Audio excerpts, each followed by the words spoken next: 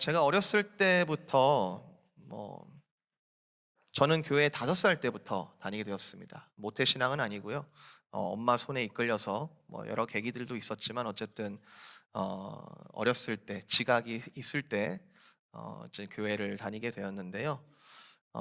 여러 가지 프로그램 또 교회에서의 여러 전도사님들, 선생님들 통해서 하나님의 말씀을 배우고 또 이제 스스로 이제 말씀을 읽게 될 수 있을 때 말씀 가운데 하나님께서 참 많은 경험들을 그리고 하나님께서 정말 살아계시구나라는 것들을 여러 방법을 통해서 경험했던 것 같습니다.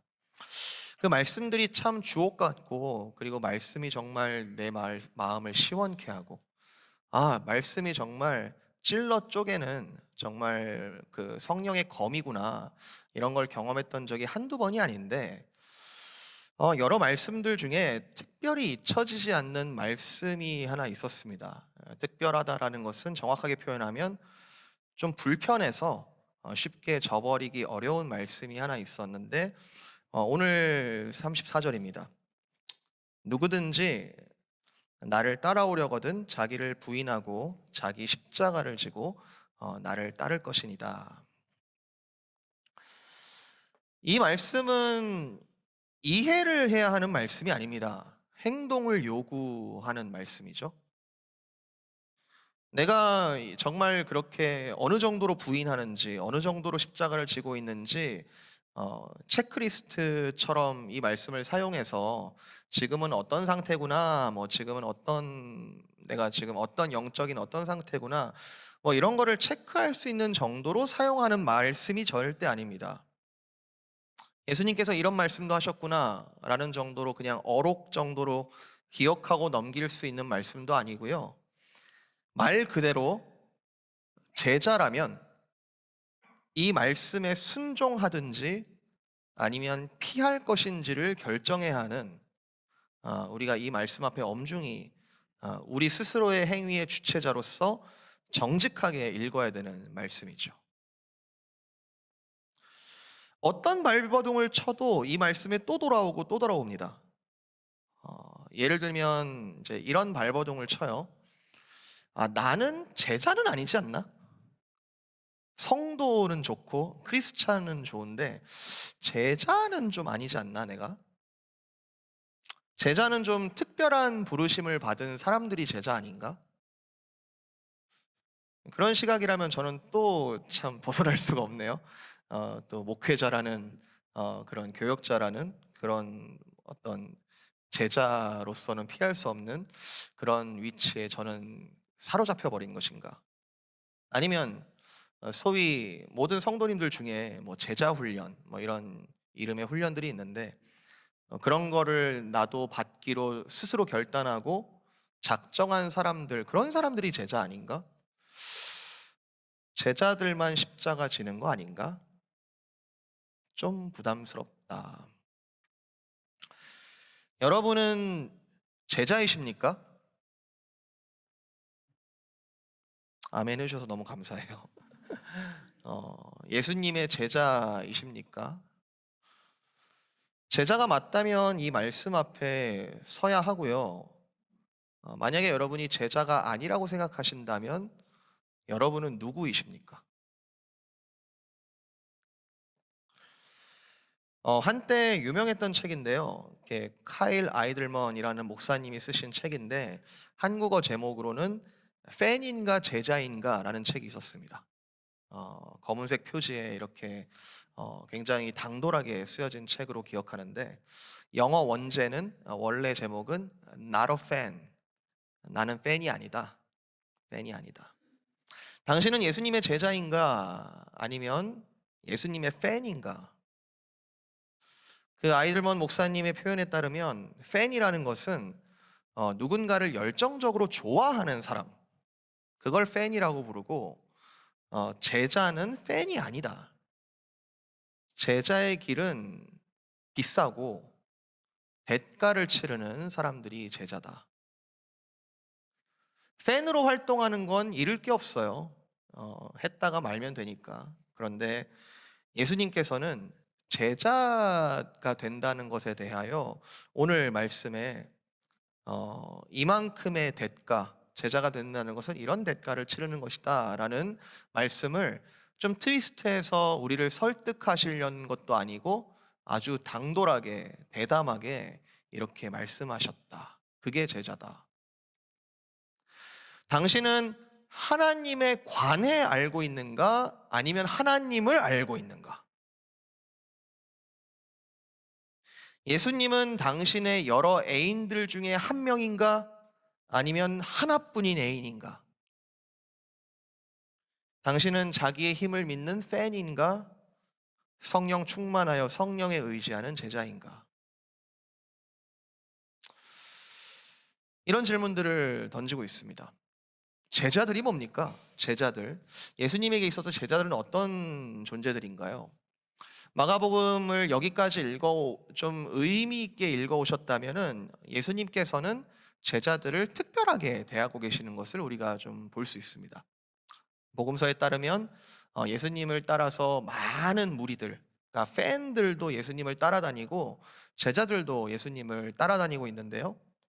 그 수많은 무리들, 그 제자들이 막 뒤섞여서 예수님과 동행을 하고 있지만 예수님께서 특별히 제자들에게는 하나님 나라에 대해서 특별히 더 깊게 설명을 해주시고, 그리고 모든 이적들, 지금껏 예수님과 같이 동행하는 그 모든 상황들 속에서 모든 이적들에 직접 목격하게 만들어 주시고, 그런 일들을 통해서 제자들을 예수님께서 특별하게 대하고 계신다라는 것을 우리가 포착할 수 있습니다.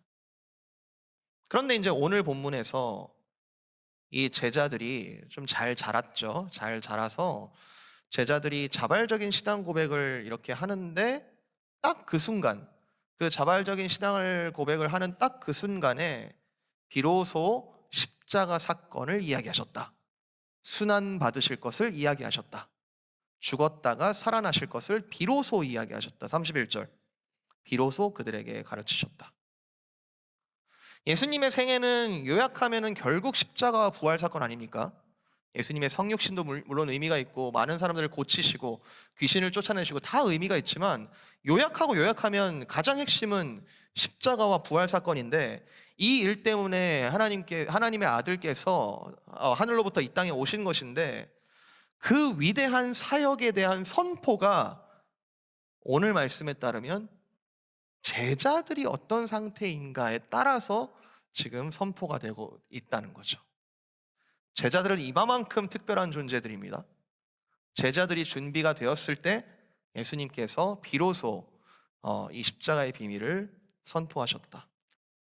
그래서 이 제자들이라는 존재가 지금은 조금 비실비실해 보이거나, 그리고 적어도 좀 예수님한테 꾸중을 듣기도 하고, 그리고 참 믿음이 없다 이런 말을 들을지언정, 적어도 예수님에게 제자들은 굉장히 중요한 존재들, 굉장히 사랑스러운 존재들, 그리고 앞으로 모든 것을 맡기실 존재들, 점점 자라갈 것이고 모든 것을 내어주실 아주 특별한 존재였음이 분명합니다. 그런데 오늘 본문에서 이 제자들과 팬을 나누고 계세요. 제자는 이러하다. 마가복음 전체적으로 보더라도 지금 이 8장 이 부분이 터닝 포인트가 되는 굉장히 중요한 지점인데요. 그 제자들한테 지금까지는 너희가 come and see, 와서 보라라고 하시면서 이렇게 데리고 다니셨다면 이제는 한 단어가 더 추가되는 거예요. come and see and die. 와서 보라, 그리고 자기 십자가를 지라. 이제는 예수님을 좋아하는 것을 넘어서는 요구에 부딪히고 있는 겁니다. 예수님께서는 그 더 너머를 이제 보이시고 제자들에게 요구하시는 이런 장면이 지금 오늘 본문의 내용입니다. 여러분, 있는 그대로 자기를 부인하고 자기 십자가를 지실 수 있으시겠습니까? 이게 쉬운 일입니까? 저는 솔직히 어려웠어요. 저는 솔직히 어려웠는데, 그리고 지금도 다 이겼다, 내가 다 이루었다라고는 말을 할 수 없을 것 같아요. 그렇지만 내가 어떤 자리에 있든지 간에 내가 제자로 부름 받았다라고 하는 것은 이 말씀으로부터 내가 피할 수는 없다라는 것이죠. 지금이라도 내가 제자가 아닌 것을 확인하고 뛰쳐나가든지, 아니면 내가 제자라는 것이 확인된다면 정말로 이 말씀대로 뛰어들든지, 이제는 좀 결정해야 하지 않을까. 그래서 오늘 말씀은 이 제자들을 향하신 예수님께서 끌어당기시는 어떤 스텝들을 하나씩 보면서 예수님께서 제자들을 어떻게 만들어가고 계시는가, 어떤 기대를 하고 계시는가, 그리고 어떤 마음을 품고 이 제자들을 인도하고 계시는가를 조금 살펴보면서 우리가 이 말씀 앞에 어떻게 반응해야 할지를 한번 다뤄봤으면 좋겠습니다. Come, 그리고 see, 그리고 die. 자, 첫 번째, 예수님께서 제자들을 come, 오라고 하십니다. 예수님께 나아가는 건 제자들의 특권입니다. 아무나 나아가는 건 아니에요. 34절에 누구든지 나를 따라오려거든. 우선 예수님의 제자들이라는 존재들은 예수님을 따라다니는 존재입니다. 처음부터 예수님은 제자들을 부르실 때 따라오기를 요구하셨습니다. 그냥 한번 접촉하고 그냥 플라이어 하나 주고 난 이런 사람이다, 뭐 명함 하나 주고 그냥 접촉한 걸로 끝나는 게 아니라 예수님께서 제자들을 부르실 때는 나를 따라오라라고 부르셨어요. 복음으로 초청한다는 것은 그냥 예수님과의 일회성의 단편적인 만남이 아니라 복음으로 초청되고 복음을 누린다는 것은 예수님을 따라가는 것이죠. 이것 말고 지름길이 없습니다. 예수님을 따라가는 것, 거기가 제1 시작이고 예수님을 따라가는 게 1번입니다. 제자로서의 부르심은 나의 삶의 방향과 에너지를 이제는 예수님께 초점 짓고 그분께서 가시는 대로 따라가는 것, 마치 양들이 목자를 따라가는 것이 당연한 것처럼 제자들은 예수님을 따라가는 것을 당연하게 여기는 사람들이죠. 사실 예수님께서 따라오라 하실 때에 그냥 잔말 말고 따라와, 그냥 알아서 따라와, 무조건 따라와 이렇게 하신 게 아니라 제자들의 대표격인 베드로를 부르실 때 예수님께서 뭐라 하십니까? 나를 따라오라. 내가 너희로 사람을 낚는 어부가 되게 하리라. 그러니까 예수님께서 따라오라라고 하는 그 부르심은 최종적인 소명과 한 몸으로 연결되어 있다는 거죠. 저와 여러분을 주님께서 부르실 때에 그 부르시는 거는 불러놓고는 한번 얼마나 잘 자랐는지 보자, 그리고 여기서 필터링 돼가지고 탈락하는 애들은 내가 빼겠다, 이런 게 아니라 이 부르심 그 자체에서 완성된 모습을 보고 계시다는 거죠. 제자로서의 부르심은 우리를 최종적으로 부르시는 그 소명과 아주 긴밀하게 연결이 되어 있는 겁니다. 구원을 받은 건 구원을 전하는 것과 따로 뗄 수 없는 하나의 정체성이에요. 예수님과의 만남은 즉시로 우리를 제자로 사명을 갖게 하고 우리를 파송하는 자리에 이르게 되는 거죠. 어느 정도 시간이 지나야, 아니면 어떤 레벨업을 해야, 그때쯤 돼야 내가 제자답게 되는 것이 아니라 처음부터 제자라는 거죠.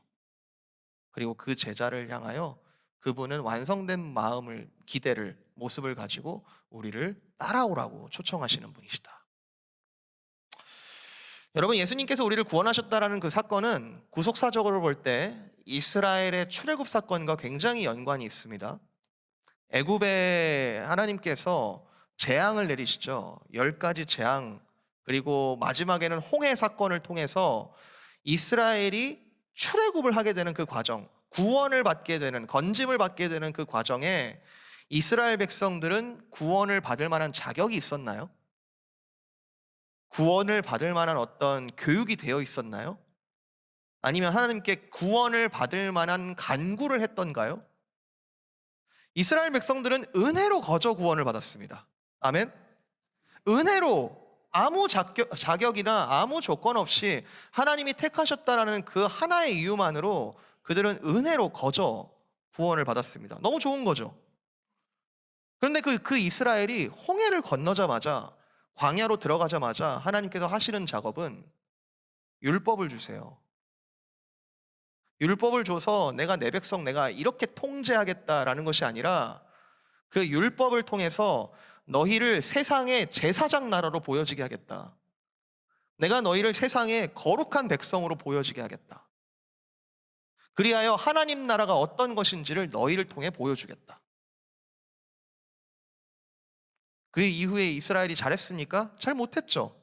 여러 가지 실패의 사건들, 금송아지 사건, 시딤 음행 사건, 여러 가지 사건들, 수많은 실패의 사건들을 알고 있지만 처음부터 이스라엘은 뭐가 중요하냐면 처음부터 이스라엘은 구원과 소명이 결합된 형태의 부르심을 받았다는 거죠. 처음부터 제자로 부르심 받은 자들이 이스라엘 백성들입니다. 그리고 이스라엘 백성들은 구름 기둥과 불 기둥을 40년간 따라다니죠. 제자의 모티프입니다. 따라다니죠. 팬은 소비하는 걸 좋아하지 소명을 따르는 것을 즐거워하지 않습니다. 팬이 움직이는 모티베이션은 내면의 만족에 있죠. 그러나 제자가 움직이는 동기는 장차 성취될 그 소명으로부터의 부르심으로부터 옵니다.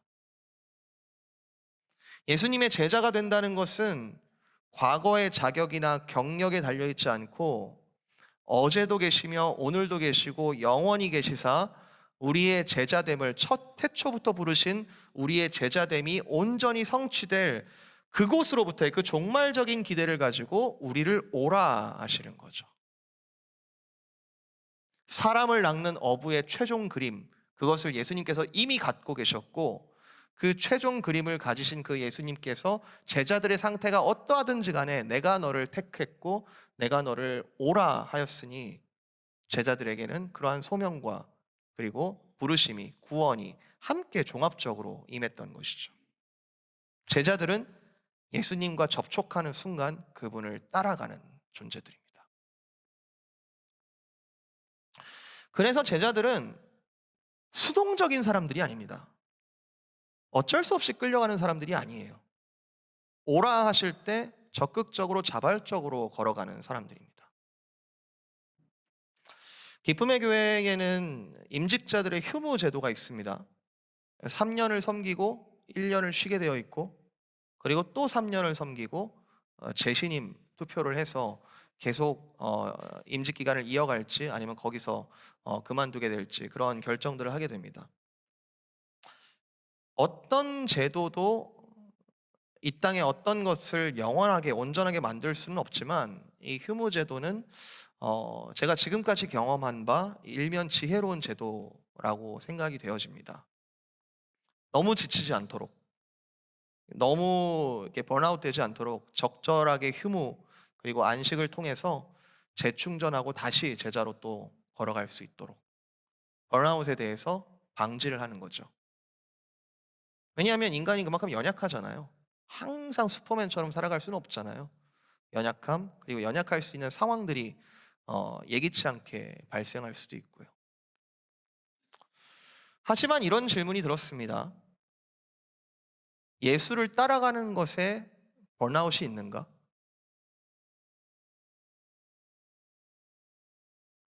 제가 지금 저희 교회의 제도에 대해서 문제가 있다라는 말씀을 드리는 게 아니라 그러니까 임직자들 힘들어도 무조건 채찍질하는 게 아니라 예수님의 제자로서의 본질에 대해서 제가 지금 여쭙는 거예요. 번아웃은 왜 오죠? 가지고 있는 헌신을 다 쓰면 번아웃이 오는 게 당연한가요? 뭔가 이상하지 않습니까? 그게 하나님 나라의 원리일까요? 그래서 교회 생활을 오래 하다 보면은 수동적이 되는 건가요? 아니 또 뭐 임직자만 하라는 건 또 되게 수동적인 얘기 아닙니까? 임직자만 제자인가요? 확실히 팬은 오래 못 갑니다. 팬은 어떤 동기로 하든지 간에 팬은 오래 못 갑니다. 번아웃이 와요. 그러면 제자라는 사람들은 자기가 가진 그 헌신의 정도를 잘 알고 매니지를 잘 하는 사람이 오래 가는 건가? 핵심 질문인데요. 이 번아웃 현상만 보더라도 제자의 삶이라는 것은 좀 달라야 되지 않나? 제자에게는 뭔가 이 땅의 원리가 아니라 새로운 차원의 하나님 나라의 원리로 사는 사람들이어야 하는 거 아닌가? 우리가 제자로 걸어가는 가운데 생기는 현상들에 대해서 뭐가 문제고 뭐가 필요할까? 예수님을 따라가기는 하는데. 그래서 제자들을 향한 예수님의 스텝은 오라, come으로 끝나지 않습니다.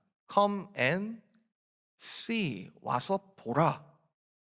하나님 나라를 보라. 너의 뜻대로, 너의 생각대로 하나님 나라를 잣대를 마음껏 재단하지 말고 와서 하나님 나라가 어떻게 펼쳐지는지, 어떻게 움직이고 있는지를 보라. 제자들은 예수님을 따라다니면서 봅니다. 뭔가 다른 원리들이 있다는 것을 경험합니다. 놀라운 일들을 보게 되고 경험하게 되고 그 가운데 깨닫게도 됩니다. 때로는 하나님 나라가 벌어지는 일들을 보면서 가슴을 치기도 하고 굉장히 부끄러워하기도 하고 크게 뉘우치게도 하죠. 어쩔 때는 예수님을 통하여서 보여지는 그 진리를 발견한 기쁨이 너무 감격스러워서 그것에 가슴이 벅차오르기도 합니다. 제가 무슨 말씀을 드리고 싶냐 하면 제자들은 따라가면서 보는, 따라가면서 예수님으로 인한 인풋이 필요하다는 거예요. 그게 제자라는 거예요. 자기 힘으로 자기 생각으로 사는 사람들이 아니라 새로운 하나님의 나라의 원리를 보고 경험하고 배우는 사람들. 그게 제자다. 누가 기독교를 잘 만들어진 시스템이라고 이야기합니까? 기독교는 그 자체로 놀라운 원리, 놀라운 시스템이 맞지만 그 기독교가 놀라운 시스템인 이유는, 진짜 이유는 우리가 만난 이 하나님 나라가 가설이 아니라 부분적으로만 역사하는 그런 약한 능력의 나라가 아니라 이 세상 전체에 진짜 작용하는 진짜 true nation, 진짜 true 원리이기 때문에 그런 거 아닙니까? 그걸 보는 거예요. 제자들은 예수님을 따라다니면서 그걸 보는 거예요. 하늘과 땅의 주인이 누구신지, 만물을 주관하시고 풍랑을 잠잠케 하시는 분이 누구신지, 그리고 정말 예수께서 세례를 받으실 때 하늘에서 음성이 나왔고 성령이 비둘기같이 내리는 그 삼위일체 하나님이 살아계시다는 것을 보고 경험하는 거예요. 사실은 익숙해져 버린 이 땅에서의 당연한 원리. 여러분, 모든 사람이 죽는다라고 알고 계시죠? 모든 사람들은 죽는다. 이거는 뭐 증명이 필요 없는 공리로 알고 계시죠? 그런데 하나님 나라의 원리에서는 이건 비정상이란 말이에요. 하나님께서 원래 창조하신 세계는 영생이 정상이란 말이에요. 그런데 인간의 타락으로 인해서 비정상적인 결과가 벌어진 거잖아요. 그거를 제자들이 새롭게 봅니다. 예수님이 가시는 곳곳마다 생명이 살아나는 것을 보면서 하나님 나라가 이런 것이구나 라는 것을 새롭게 알게 되고 그 진리를 아는 기쁨들을 경험하게 되는 거죠. 그게 제자죠. 여러 레슨들을 거치다 보니까 이것 또한 아마 때가 참에 예수님께서 이런 얘기를 하시는 것 같아요. 예수님께서 어느 날 테스트를 하십니다. 너희는 나를 누구로 아느냐? 너희는 나를 누구라고 알고 있느냐? 누구라고 경험했느냐? 여기에 제자들이 훌륭한 답을 내놓는데 베드로가 대답하여 이르되 주는 그리스도, 구약으로 치면 메시아, 구약으로부터 그렇게 기다리고 예언되었던 우리를 구원하실 유일한 분이십니다 라는 대답을 내놓으니까 예수님께서 칭찬을 하시죠. 마태복음에 따르면 바요나 시모나, 참 너에게 복이 있다. 내가 천국 열쇠를 너에게 주노라. 너무너무 좋은, 잘 말했다, 칭찬을 하시죠. 그게 제자들이 와서 보고 배운 결과입니다. 제자의 일종의 리절트라고 할 수 있죠. 열매라고 할 수 있죠. 제자들이 그동안 외운 거 정답 말한 게 아니고 예수님이 언젠가 이렇게 물어보시면 내가 이렇게 대답해야지, 외운 거 대답한 게 아니라 그동안 예수님 곁에서 그 진리를 경험하고 보고 배운 그 결과로서의 진실한 고백이에요. 잘 왔죠. 잘 왔어요. 근데 저는 여기까지는 팬들도 할 수 있다고 생각합니다. 진리를 아는 기쁨은 진짜 재밌거든요. 너무 짜릿하거든요. 정말 하늘에 신령한 복이 내리는 그 경험들을 할 때 너무너무 즐겁거든요. 근데 여기까지는 팬들도 할 수 있다. 제가 설교를 최근에 여러 번 하게 되면서 스스로 피드백을 해보고 반성을 하는데, 이 말씀을 묵상하면서 심각한 질문이 들었어요. 저 개인적으로는 말씀이 너무 재밌어요. 저 개인적으로는 말씀을 읽는 게 너무너무 즐겁습니다. 그리고 가끔씩은 그 설교에 대한 게 엄중한 어떤 부담감, 눌림이 있기도 하지만, 하나님의 말씀이 세상 어떤 메시지, 어떤 컨텐츠보다 시원하고 이거를 너무너무 전하고 싶어요. 정말 복음이 얼마나 시원케 하는지 보물을 발견한 즐거움이 있어요. 그런데 나는 팬인가 제자인가? 말씀을 즐거워하고 말씀이 복음 가운데, 이 땅 가운데 이루어지는 것들을 보는 즐거움은 있는데, 나는 팬인가 제자인가? 나는 가진 것을 다 팔아 그 예수 그리스도의 생명을 가장 귀한 것으로 여기며 그것을 사고 있는가? 나는 자기를 부인하고 그 십자가를 지기를 즐거워하는가? 제자로서의 대가를 지불하고 있는가?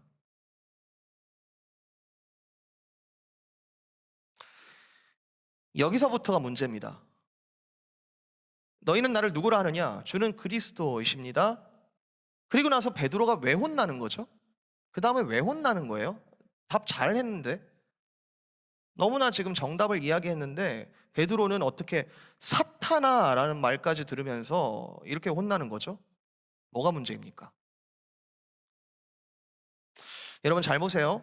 주는 그리스도라는 이 제자들의 지금까지 주님을 따라다님, 그리고 주님을 경험한 그 모든 것들의 총집합체가 되는 이 올바른 신앙 고백을 한 이후에 예수님께서 비로소 무슨 말씀을 하셨냐면, 예수님께서 처음으로 이제 내가 곧 고난을 받고 결국 죽임 당할 것인데 그리고 다시 살아날 것이다라는 것을 처음으로 말씀하시는 장면이에요.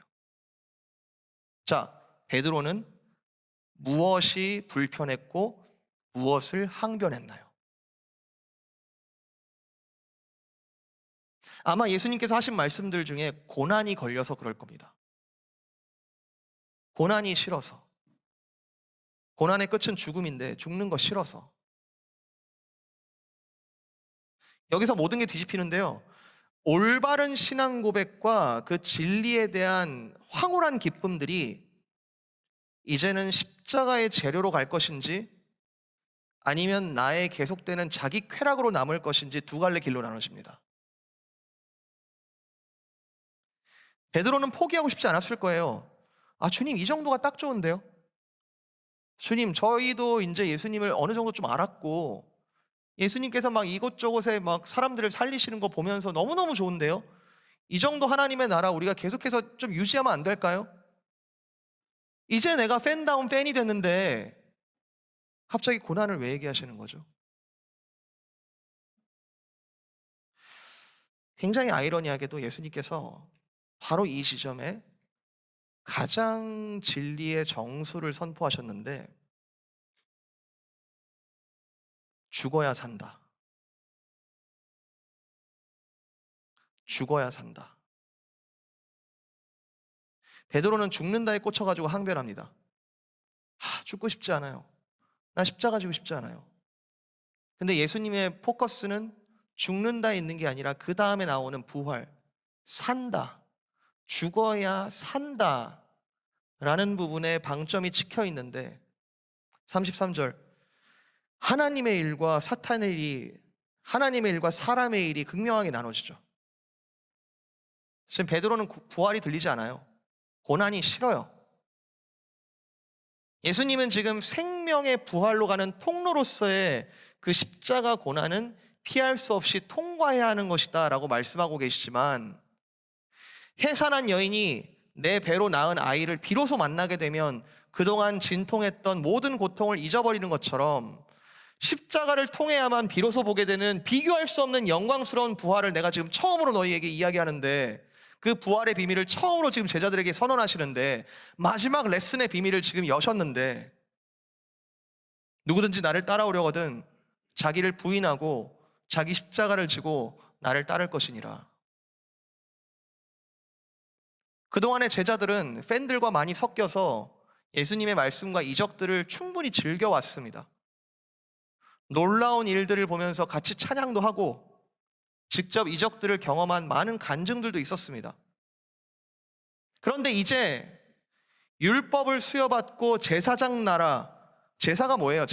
제사라는 것은 죄사함을 받아서 깨끗하게 된, 자유케 된 그 새로 거듭난 백성으로서 온 백성에게 이 제사의 의미를 알려주는, 온 백성에게 이 부르심을 보이는 그 이스라엘처럼 이제 제자들은 진짜 자기를 부인하고 십자가를 지고 부활해 나가도록 명령을 받는 거죠. 아까 제자를 너무너무 사랑하시고 중요한 그룹이라는 거 여러분 기억하십니까?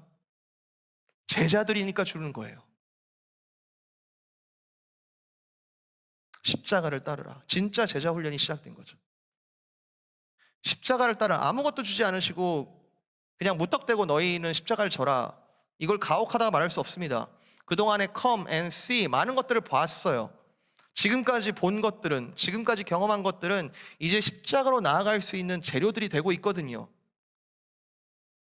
그동안 하나님 나라의 복음이 내 의지와 상관없이 그분의 사랑하심 때문에 시작되었고, 우리는 걸어가면서 하나님의 나라가 어떻게 자라는 것인지 예수님의 가르침 속에서 비유로 많이 배워왔고, 그리고 여러 가지 기적들을 보면서 두려워 말고 믿기만 하라라고 하는 예수님의 능력에 이제 점점 더 믿음이 생기는 중에 있습니다.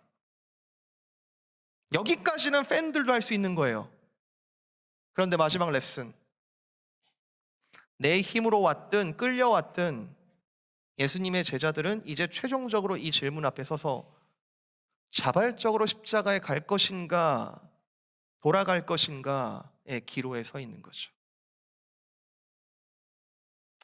예수님께서 덧붙이는 말씀이 참 놀랍습니다. 9장 1절, 내가 진실로 너에게 이르노니 여기 서 있는 사람 중에는 죽기 전에 하나님의 나라가 권능으로 임하는 것을 볼 자들도 있느니라.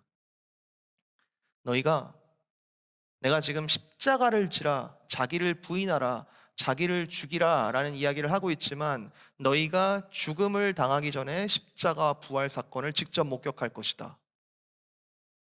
그 하나님의 나라의 가장 클라이맥스를 너희가 보게 될 것이다. 그리고 저는 이 말씀은 성령이 임하시는 사건까지 포함하는 것 같아요. 성령이 임하는 사건들을 볼 자들이 있을 것이다. 이 모든 것들의 시작점이 어디에 있습니까? 십자가를 통과하는 가운데 있죠. 그 영광스러움이 십자가에 가려져 있지만 그 너머의 영광스러움에 대하여 지금 예수님은 소개를 하고 계시는 거죠. 성령이 임했을 때 어떤 일들이 벌어집니까? 성령이 임했을 때 일어나는 일들은 조금 예수님을 제가 깎아내리는 게 아니라 예수님께서 3년 동안 이 땅 가운데 행하신 모든 기적들보다 훨씬 더 큽니다. 요한복음에 예수님께서 스스로 말씀하시기를 너희가 내가 했던 일보다 더 큰 일도 할 것이다. 성령께서 너에게 주어지면. 그 범위는 예수님께서는 유대 땅, 약간의 이방 땅을 커버하셨지만 성령께서 하시는 일들은 전 세계를 지금 향하고 있습니다. 한 시대를 끝나지 않아요. 지금 2000년을 넘어서 지금 오늘도 성령 시대에 살고 있지 않습니까? 지금도 십자가를 지고 자기를 부인하고 나아가는 제자들이 세계 곳곳에 서 있다면 이 땅은 어떤 나라가 될까요? 그 중심에 제자여 자기를 부인하고 자기 십자가를 지라 라는 예수님의 명령이 피할 수 없게 주어져 있습니다. 사랑하는 성도 여러분, 여러분은 제자이신지요? 지금 이 순간 우리가 제자로 자기 자신을 인식하고 있다면 1차적으로 느껴지는 감정은 불편함이라고 생각합니다. 이 피할 수 없는 질문에 고민하게 되고 불편하고 부끄러울 수도 있고 예수님을 따르고 싶은 갈망과 그러나 주저하게 되는 그 양면이 뒤섞여 있는 상태. 맞습니다. 제자 된다는 것은 처음부터 내 힘으로 할 수가 없는 것이거든요. 그러나 여러분 부자 청년처럼 고민만 하다가 뒤돌아가지 마시고 적어도 여러분의 가지고 있는 그 믿음을 가지고 십자가를 향하여 부끄럽더라도 그리고 정말로 안 될 것 같더라도 그 불뱀을 향하여 섰던 이스라엘 백성들이 구원을 얻었던 것처럼 여러분의 작은 믿음을 가지고 십자가를 향하여 설 때에 그때 우리를 너무도 잘 아시는 성령께서 그리고 우리의 필요를 너무 잘 아시는 성령께서 우리의 연약한 믿음에 기름을 부어 주시고 우리는 우리의 약한 의지조차 십자가에 매달리는 것을 보게 될 것이고 담대하게 주님께 내어드릴 수 있는 제자가 될 것이라 저는 확신합니다. 그분께 모든 것을 내어드릴 때 그 안에서 우리가 가진 많은 고민들과 염려들은 사실 부질없는 것들이 되죠. 여기 어르신들이 많이 계시는데 우리 앞선 세대분들이 많이 계시는데 다음 세대들 너무 걱정하지 말아 주십시오. 성령께서 인도하시면 그리고 그들을 통하여서 또 십자가를 지고 자기를 부인하는 세대들이 일어날 겁니다. 걱정하지 마시고 여러분이 먼저 예수님의 제자가 되어 주십시오. 하늘의 미랄이 땅에 떨어져 썩어져 많은 열매를 맺듯이 여러분이 먼저 기쁨으로 주님을 향하여 그 십자가를 향하여 걸어가 주십시오. 바울의 고백 기억하십니까? 고린도전서 15장 31절 형제들아 내가 그리스도 예수 우리 주 안에서 가진 바 너희에 대한 나의 자랑을 두고 단언하노니 나는 날마다 죽노라. 십자가의 도가 멸망하는 자들에게는 미련한 것이요 구원을 받은 우리에게는 하나님의 능력이라. 부디 주님께서 은혜 주셔서 저와 여러분이 이 질문 앞에서 더 이상 너무 오래 주저하지 말도록 믿음 주시기를 간구합니다. 이제는 팬심은 좀 버리고 예수님을 즐기기만 하는 팬심은 좀 버리고 정말 제자됨의 그 부르심의 원리를 가지고 십자가 너머에 있는 그 엄청난 영광의 비밀을 사모하면서 지금 사순절 기간이죠. 부활절을 향해 좀 나아가고 있는데 절기상 정말 이 기간 동안에 우리가 무엇을 묵상해야 할까? 끝없는 자기 부인 그리고 그로 인한 십자가의 영광 그리고 부활의 소망이 저와 여러분 가운데 가득 소망이 되시기를 주님의 이름으로 축복드립니다.